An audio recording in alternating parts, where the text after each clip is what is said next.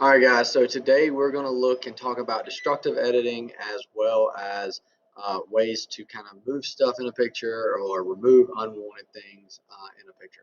Alright, so what we're going to start off with under 2-4 assignment, you'll submit both assignments for today under 2-4A and B screenshots where I can see all the layers and what you've created. Okay, so starting off, first thing you're going to need to do is you're going to click on the file and then go in here and click that download button. And it should pop up. It should pop up here once it is downloaded. There it goes. Hide the tennis court JPEG. All right, now that we've downloaded that, we can go ahead and open up Photoshop. So I'm gonna go in here. I'm gonna go new, as you guys should see here, and then 8.5 by 11. Great. So first things we're going to do is we're going to add that image in here. If you guys remember, the way I think the easiest way is to just go to your downloads, click and drag that there, and boom, there it is. Now let's say you forgot. Well, that's the wrong one. Let's add the right one. Go under downloads, hide the tennis courts, the one we want. I don't want to open it, but I want to drag and drop it there. Okay, now say we click the check mark and we weren't paying attention. All right, and now we have those little checkered areas there, so we want to fix that. I'm going to actually hit Control T for transform, and then I'm going to hold that Shift key, all right, and I'm going to pull it and make it fit that full screen, and then go ahead and click that.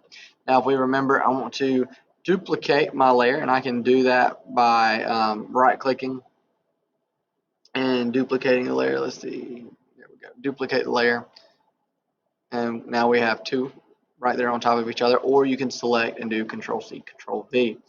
Now, when we go in here, we want to edit this. Now it says it's a smart object, it's got to be rasterized. If you remember last time, we just right clicked and chose raster, but you can also just go ahead and click as if you're going to edit and then click OK.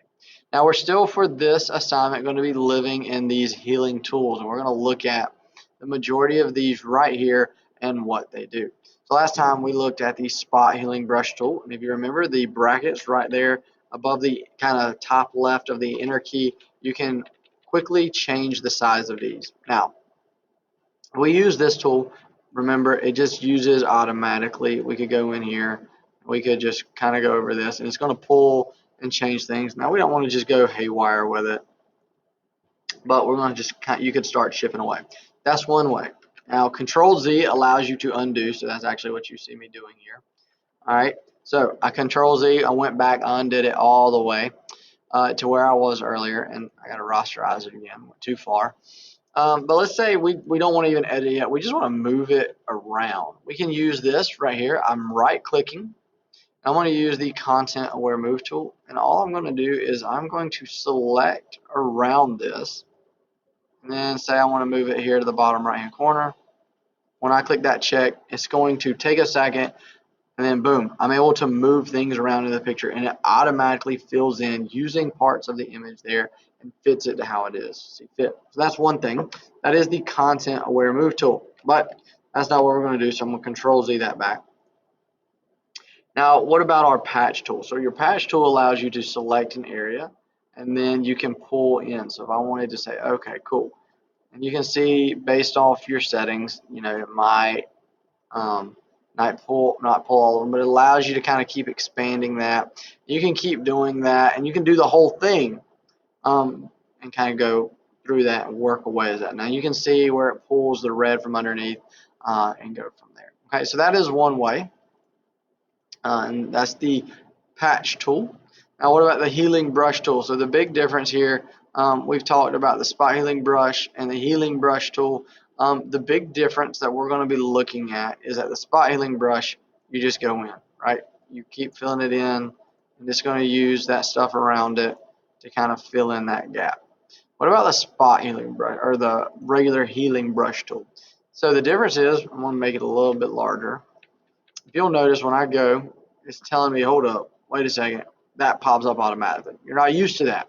So it's telling you, you got to alt and click, you got to tell it where to pull from. So the difference between the spot healing brush and the actual healing brush tool is you can choose where it comes from. So let's say I want to mix it up, I want to pull from this area.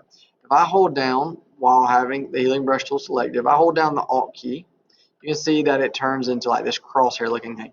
I'm going to tell it I want it to pull from this spot. So I'm holding Alt and I click with my cursor. So now this is where it's going to pull from. So now I'm going to start filling in that area. Now you can see I can do all that,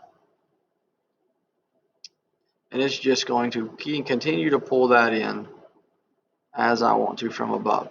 Now that fills it in pretty good. It works. And then I generally find that the spotting brush tool helps to go in. You can kind of fill in some of these wonky areas that you just don't care you or might have came out to red. All right, so that is how you actually complete this. Let's say we didn't like it, we can Control Z, and we're like, you know what? We go back, and then you're like, maybe not. So Control Z is how you undo. But if you need to redo, say you want to go back, you can Control Shift Z, and each time you press the Z key, it'll do that next step.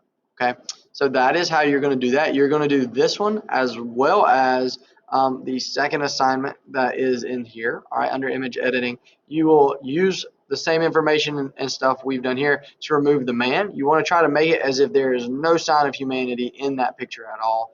And then just like we've done before, for this one, the screenshot you would take when I'm in Photoshop, you would use the space key to click and drag. Once you see that hand, you know you can click and drag.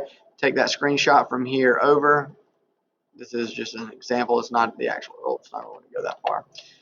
You would take a screenshot from here to here, so I can see your layers, and then post that in the classroom. And you will upload 2 of those, this one as well as the man for today. All right. Be sure to ask me if you run into any issues or have any questions.